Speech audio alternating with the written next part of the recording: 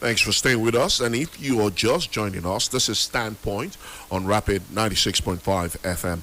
I am Nkamiang John, the beloved, also known as the controversial.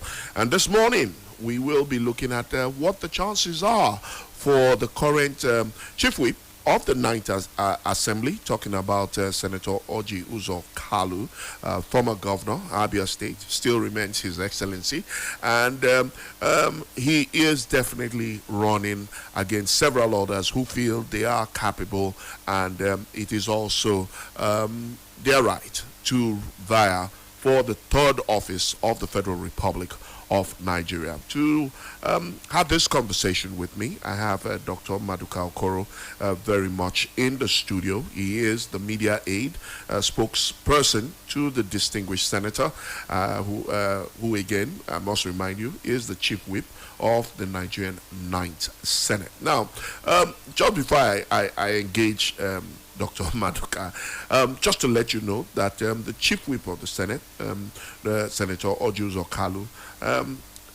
has signified his interest in becoming the president of Nigeria's 10th Senate, should the position be zoned to, underline, should the position be zoned to the southeast by the All Progressive Congress APC.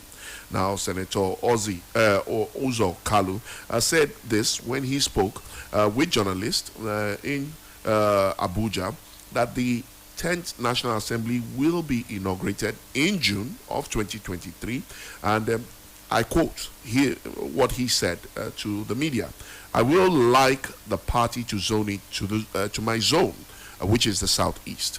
Now, to my village in Ibere, because the president-elect needs people of high character to turn around the economy and to work for the masses and make laws that will enable him turn around the economy. This because I am an economic person, I am an entrepreneur," he said. End of quote. Now, the former Abia State governor said he was the most qualified senator for the position based on the Senate as well as his pedigree. Again, I quote, "The Senate has rules. Let me be honest with you. If we practice true democracy, I should not be in contest with anybody, because apart from the Senate president, Deputy Senate President, the Senate leader, I am the next ranking member in the Senate, going by the position I occupy today in the Ninth Senate. It is virtually impossible that the Senate will elect or zone it to a new member of the Senate.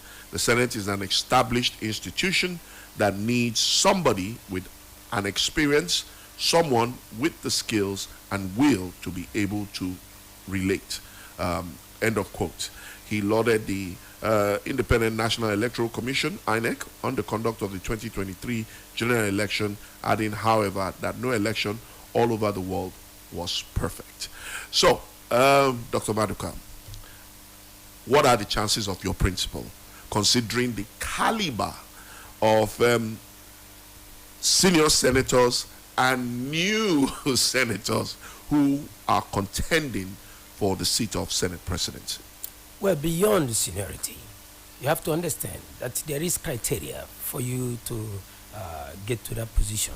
True. It's not a suitable position, but it's a position that carries weight, carries a lot of things that people don't understand. And if you look at Senator Orji Uzor Kalu, he's a man that has been a former member, Federal House of Representatives in 1992. A lot of folk don't know that. And while he was there, he contributed immensely for the dual citizenship bill, which is a thing that is enacted into our constitution today. Now, you look at after that, Senator Uzor Kalu single-handedly funded the People's Democratic Party that you have today. And after that, he became a solid member of DG35. And after that, he became governor of Abia State. And being one of the youngest governors, I think two of them, Senator Orji Uzor Kalu, then Governor Orji Uzor Kalu with Donald Duke, they were the youngest. And they were very vibrant. People that had vision, that had foresight, they were able to work so hard to change the system from the military regime. And Senator Uzor Kalu did very well. And at his age, and given the what I call the paucity of funds as at then, he had to channel his energy He had to channel the resources that he had to change Abia State as at then.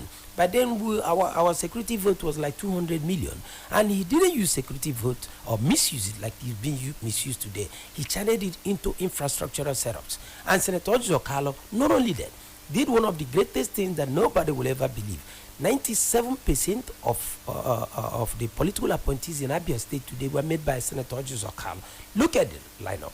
If you look at Senator Abaribe, he was the deputy governor of Abia State after Orji Okalo. If you look at the Senator Theodore Amefloji today, he was Orji Okalo chief of staff and ended up becoming the governor of Abia State. Yes. If you look at Okezi Ikpeazu today, was made politically by Orji Okalo, giving him the first political appointment that he had in Abia State.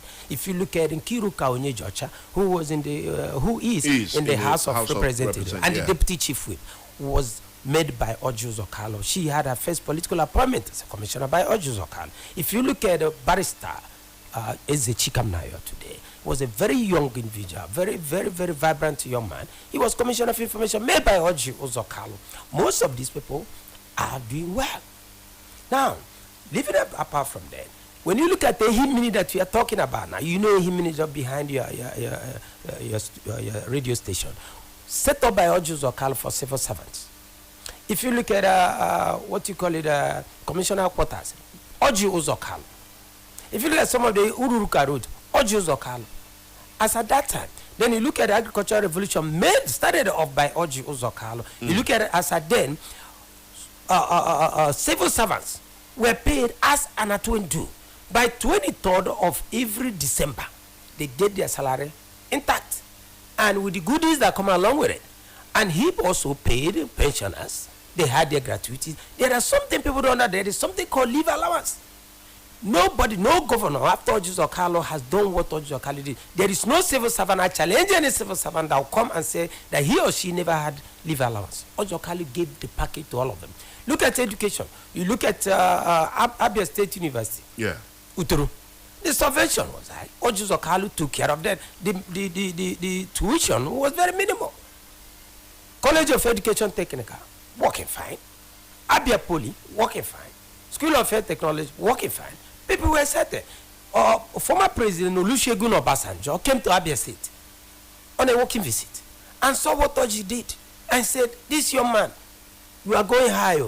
The way you are doing things, you know, Obasanjo is a very jovial human being. He said, I can't believe that you are doing all this. I thought it was a paperwork. I'm seeing practically. You are a real action man. You are now an action governor. And that thing followed Orji Okalo till he worked for Abia for 8 years. And after doing that, he went back to his business. Orji Okalo is not a greedy human being because when he left the seat of governor of Abia State, he would have wanted to go to the Senate. He said no. He said, allow, may his soul rest in perfect peace in the bosom of our Lord. My very good brother that was there, the man went and decided to serve. And then you look at everything that Orji Okalo did. The man called Mao Huabonwa was Orji Okalo political boy. Orji made him. He respects Orji Okalo. Forget about all these things that are happening now. Former Senator Mao Huabonwa can never see Orji Okalo without hugging him and give him that due respect. Now, after that, Senator Orji Okalo came back to politics. Defeated Mao Huabonwa. Why did he come back to politics? Yes, because there was this enormous call, the yearning to see that Orji Okalo spirit. Orji Okalo has what we call the 3 C's. He has charisma, he has charm, he has class, he has this infectious domineering effect. When you see him, you see your uncle, you see your own brother, you see your own friend that can sit with you, wine and dine with you. It's only Orji Okalo that you can see that will not be shifting you to the side. So are you suggesting that as if he becomes or when he becomes president of the 10th Senate, only Senator Uzoji Kalu will be able to cross the divide as far as the red chambers is concerned? Of course, he got what it takes. When he was governor, there was that we have fracas in Abia State. The Hausas were about to be lynched. Senator Orji Okalo saved them. He had to make a pronouncement, a serious pronouncement, to ask the commissioner of police to make sure that no Hausa man or woman loses his life or her life. They were all quartered. at the police headquarters right there. And their mosque was burned down at Eke Street. Senator Jokalo rebuked the mosque. Now you look at Senator Jokalo, you are seeing the new face of the new Nigeria. You are seeing a man that has the foresight. I call him the Nostradamus of politics. He sees ahead of time. He sees ahead of everybody. Now, you made a statement here. He said, if it is zoned to Southeast, that goes to show you a matured politician. It's not a do or die affair. The same thing he said, if it is zoned to Southeast, the presidency is zoned to Southeast, there is nobody that can equate himself in power against me. I have the capacity, I have the capability to become the president of Federal Republic of Nigeria. That one aside. Now listen to Omega. He said, if it is zoned, it's not a do or die. If they don't want to zone it to Southeast, what can you do? We live at our God. So Orji Uzor Kalu is a unifier. This is the only man that can bring sanity to the Senate. His friend Ahmed Lawan said, there in the history of Nigeria in the National Assembly, we have never had anybody like Orji Uzor Kalu as the chief whip. Okay, we'll take a quick breather. When we come back, we will look at the caliber of people who have thrown in their hat, and then the chances of APC zoning the Senate presidency to the Southeast. It's still Standpoint. We'll be back after these messages. Do stay with us.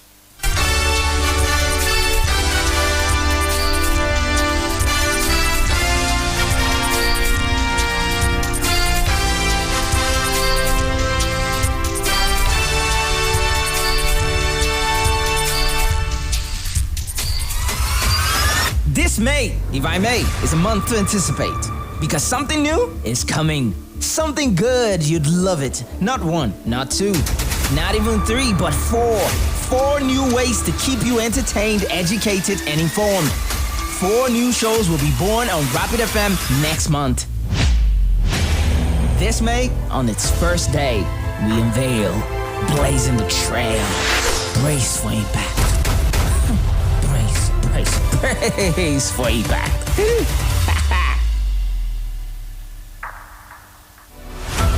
As the Victor Ikpeazu's administration counts down to its last days in office, the new administration come May 29. Come, let's take a look at the performance of the outgoing government through the eyes of you, the people. Standpoint Special Focus Edition. It's an evaluation of the projects and policies of Governor Okezio Ikpeazu's government in the last 8 years in Abia State.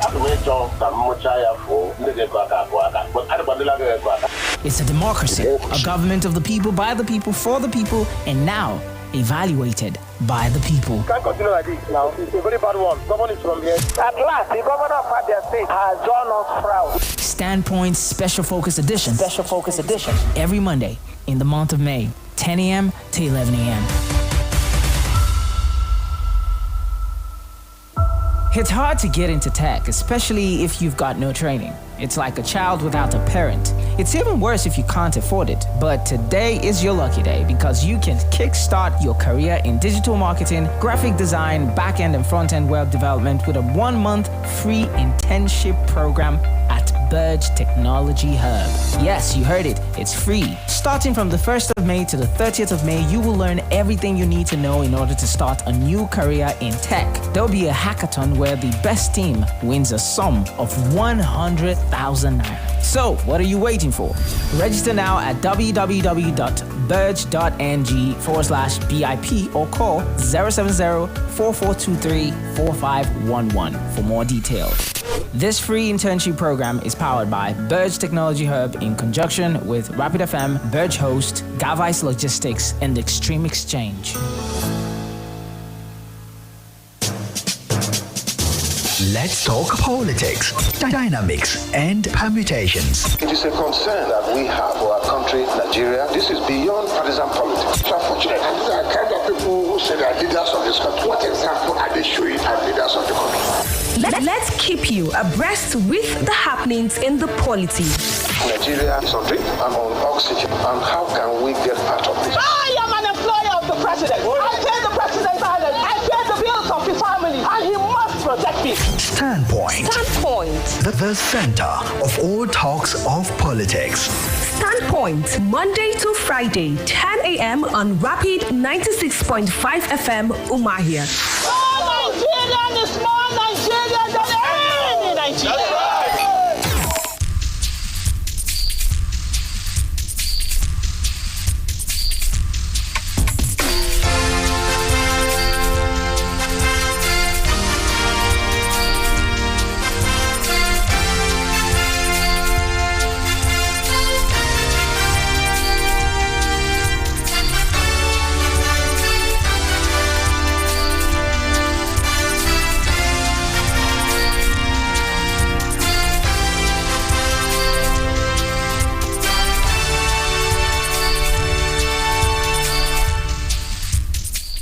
Thanks for staying with us. It's still Standpoint on Rapid 95, I beg your pardon, 96.5, the sound of your city. And it's been 25, 30 minutes of interesting interaction with Dr. Maduka Okoro, a media aide and spokesperson of distinguished Senator Orji Uzor Kalu, current chief whip of the 9th Senate, and of course gone in to become president of the 10th Senate.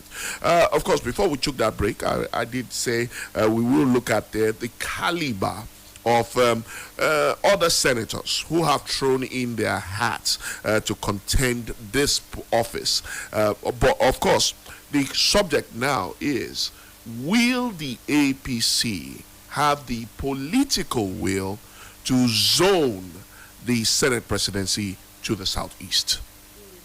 APC should and must have the political will to zone the Senate presidency. But we saw what happened in the primaries that eventually led to bringing, that has led to the president-elect, Bola Ahmed Tinubu. Yes. I mean, Nigerians were convinced that by the end of that primaries, we would have the presidency coming from the south, generally, whether southeast or south-south. Yes. But how are we confident, how are we sure that the APC will have the dexterity and the charisma to be able to zone this to the southeast? I think it will be to the detriment of my political party, our political party called APC, if they don't zone it to southeast.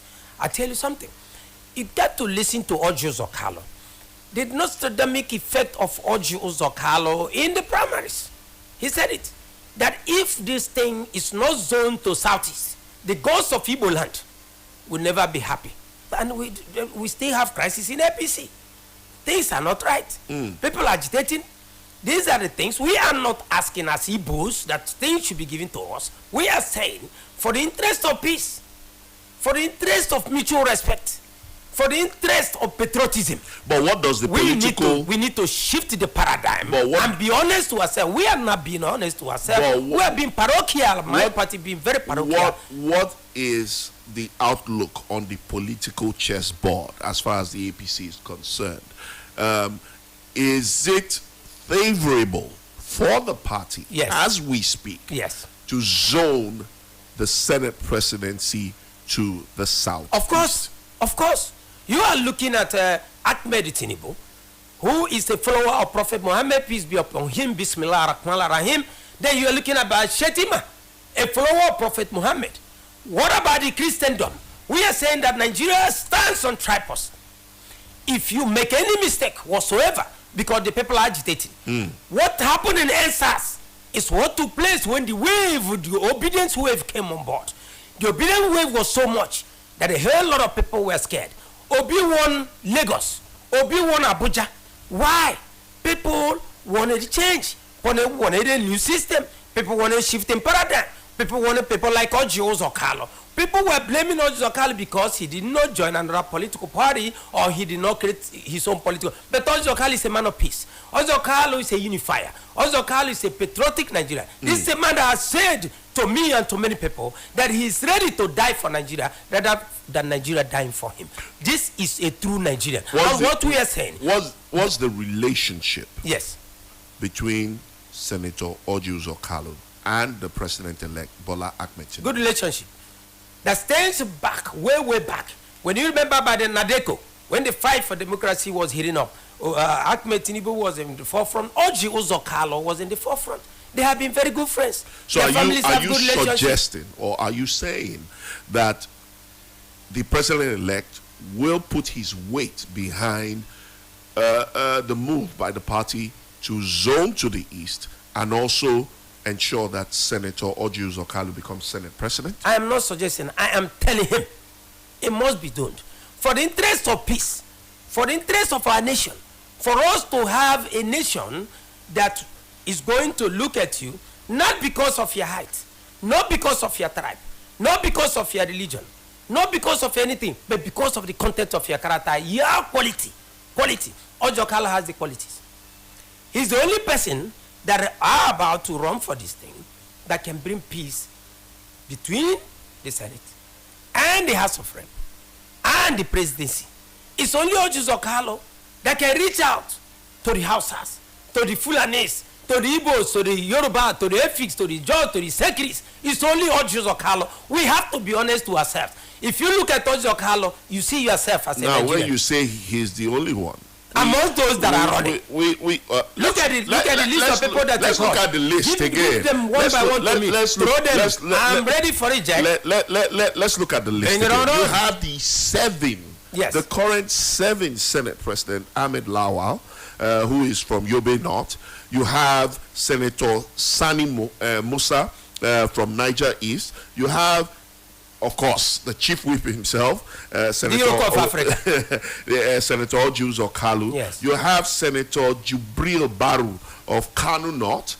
We have Senator Godswill Akpabio. Yes. Former Minister of NDDC. Yes. Former governor himself. But has he held position in the Senate before? He was, I think, minority leader. I don't think so. Check your facts. And then we have the deputy Senate leader, Senator Abdul Dingi, from Bauchi Central, yes. And of course Abdul Aziz Yari from Zamfara. Of course, there are insinuations that Governor David Umahi, Ebonyi South, and of course Adams Oshomole, yes.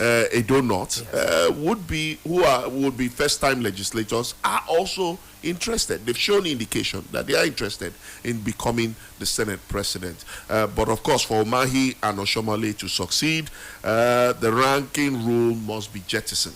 And the chances of that very slim. Yes. Very slim. Yes. But we can't run away from the fact that they have shown intention. Yes. So looking at this list, what makes the Honorable Chief Whip, distinguished Senator Orji Uzor Kalu, head and shoulders above everybody?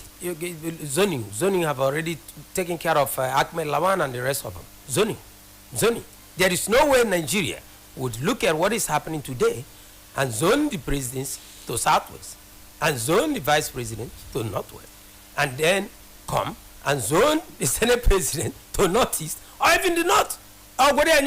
Sorry about speaking in Igbo. I love Igbo so much. Please, so what I'm trying to talk about,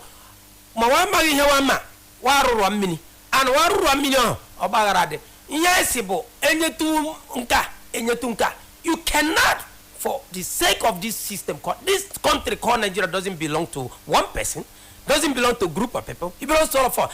I sojourned in the United States for 18 years. When I was in class, I would have been a couple of us to be in the black folks that are there. The white folks look at us like we ain't got nothing to do with the system. The black Americans are crying today, but look at what happened. There is a man called Martin Luther who said that one day, the greatest speech that ever made, one day, his own children would sit with the white folks and be sharing food. Remember, there was a time in America that you couldn't sit with the white folk. You couldn't go to the same restaurant with white folk. You couldn't sit in a class with white folk. True. Because you are nobody. You are like second-class citizens. And I can't imagine myself staying in a country that doesn't belong to me, a country that I was just a permanent resident, but here I am in my own country, that if I die today, you can bury me in Oklahoma, neither will you bury me in Kansas, neither will you bury me in Texas, but you bury me in Ozitem. I am a Nigerian, and this country called Nigeria belongs to all of us. There is no reason that my party APC could not zone it to the presidency to Southeast. Now, the Senate presidency, you jettison it again and say we don't give a hoot about Southeast. Already there is a cry. There are what's going on today that Ahmed Tinubu appointed committee that will oversee his handover, his transition, and that no Igbo person, nobody from Southeast is in that committee. is in that committee. Doesn't that suggest that the Southeast may not necessarily be in the scheme of things for the president-elect? Then that means people don't understand.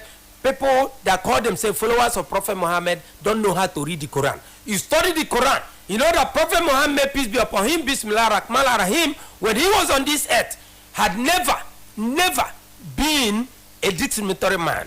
And you know, if we want to go into it, Prophet Muhammad looks like you and I. He is my brother.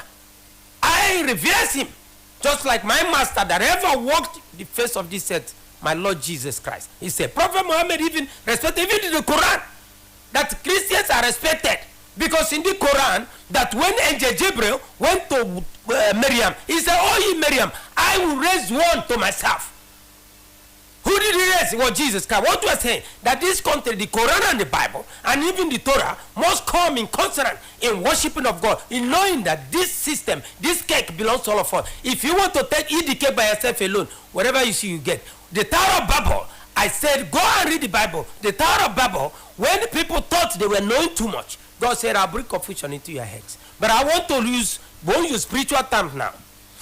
That God himself loved the Jews. That is why the Israelites today, you don't joke with them. We are like the Israelites. If you touch Onyibo, you have touched the soul of the world. The Igbos, we hold the economic firmament of this country called Federal Republic of Nigeria. An Igbo man has now... Could it be that it's an oversight on the part of the president-elect?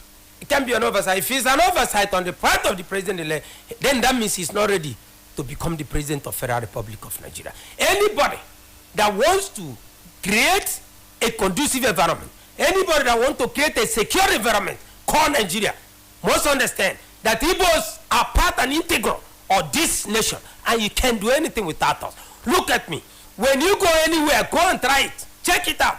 After the Aborigines in any state in Nigeria, the second people are the Igbos. We proved to them in Lagos that we got the votes. We also wanted to prove to them in Kanu, in Kaduna, in Katsina. There is no place you go after the Aborigines. The Igbos are there. The only thing is that we have not come to realize our power, but we are now realizing it. When Senator Ojo Carlo called the meeting, we call it the Great Igbere Declaration. When before election, way back, about 3 years ago, he said, let us come together as a body and speak with one voice. That is the only way. You cannot fight a broom. You can't break broom. Ojo Carlo asked them to come. Nobody wanted to come. Where are the elitist group? Where are the so-called Ohanese group? They should come and let Nigeria know that we can't take Ndibo for granted. If all these great elders are saying, give this thing to these people. Let there be peace. Why are we having all this insurgency? Why is Nnamdi Kanu being held today? Because he spoke his mind.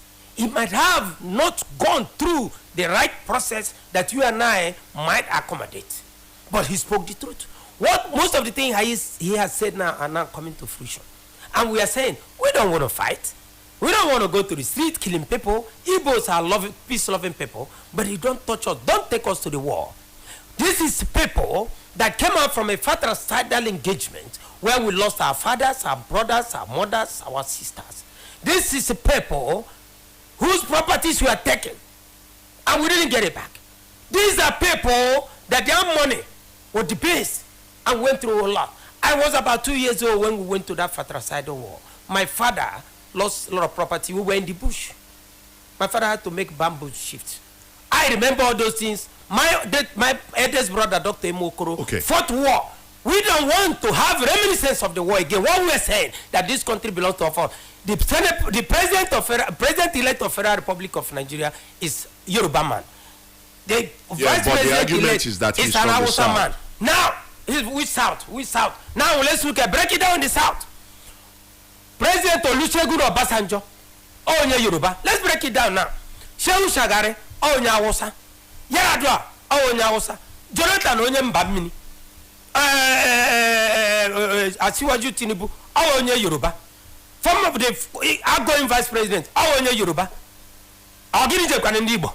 I bere nka yicho. I bere ya yicho. I sila I na tu ilu liberasi. Opo yicho, mad yicho. Igbo bosu brutu, and we say we want peace. We want unity.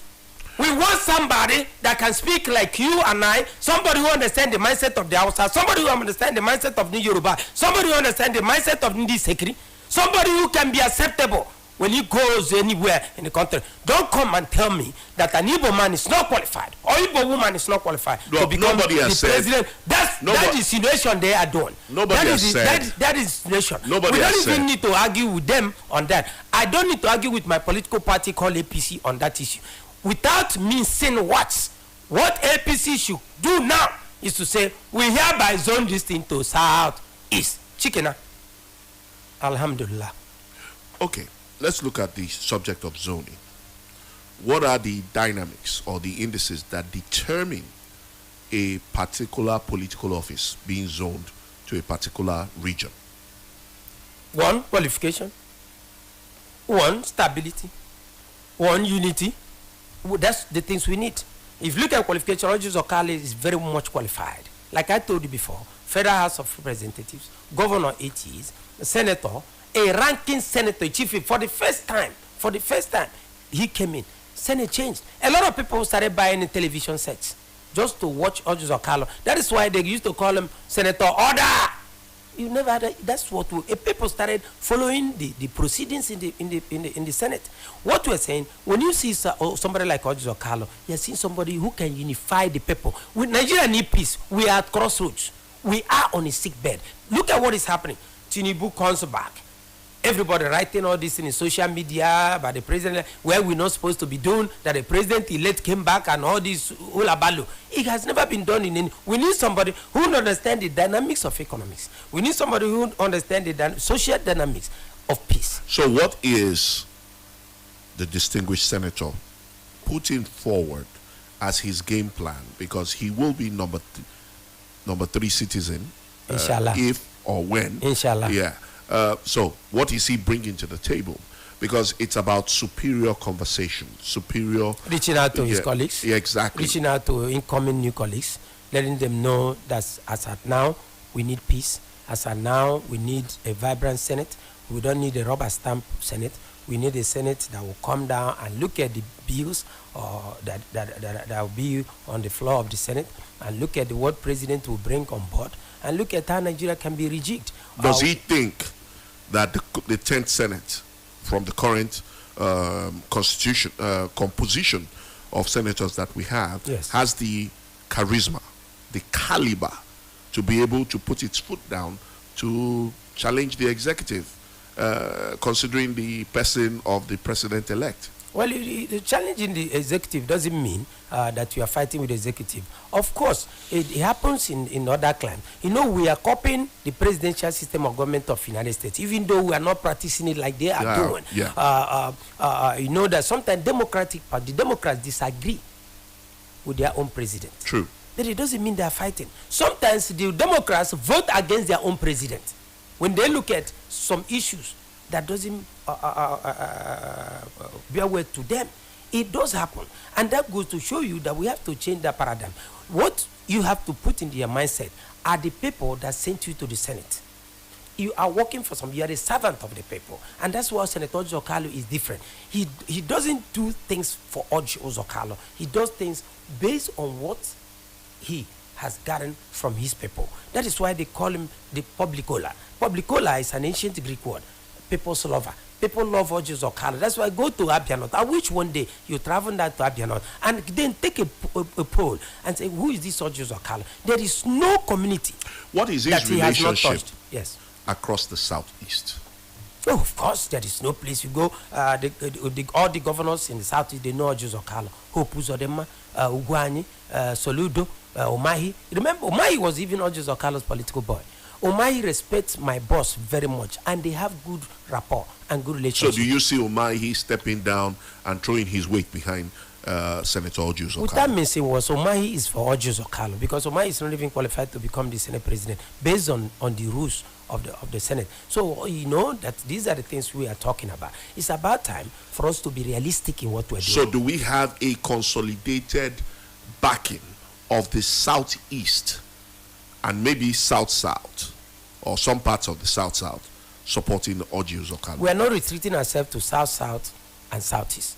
We are moving forward to retreat ourselves to Nigeria. Orji Uzor Kalu is a Nigerian. He's not looking at people from the southeast or south-south. He's reaching out to the northerners, the senators elect. He's reaching out to everybody. Even in my presence, he had to make some calls. I asked that question based on the fact that it's looking as if it is south-south, southeast agenda that the Senate president must go to the south. Well, that's what there is all this politics. Nigerian politics is very shaky. Nobody wants to be straightforward to say it's not our turn, it's not our zone. For equity's sake, for fairness sake, for justice sake, these are people that are supposed to have it. I look at Okwabio, a man that I love so much, that I respect. He turned me on when he set up. Your common transformer. When he turned me on when he set up that stadium. I was proud, and I said, I don't care what anybody says. This makes me proud as a Nigerian.